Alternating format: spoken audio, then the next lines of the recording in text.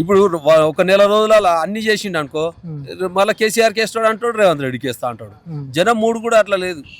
ఎవడు ఉచిత పథకం ఇస్తాడు, మాకేం తెచ్చి పెడతాడని, కానీ మేము దేశానికి ఏమి ఇస్తాం అనేది జనం దగ్గర ఆలోచన లేదు. ఫస్ట్ ఉచిత పథకాలు అనేది రద్దు.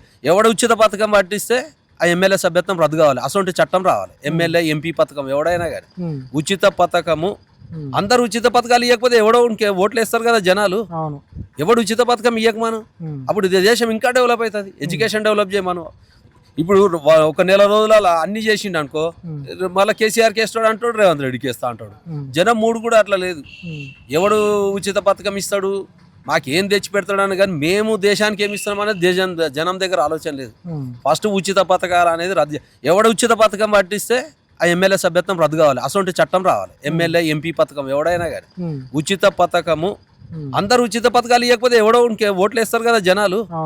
ఎవడు ఉచిత పథకం ఇవ్వకమాను, అప్పుడు దేశం ఇంకా డెవలప్ అవుతుంది. ఎడ్యుకేషన్ డెవలప్ చేయమను.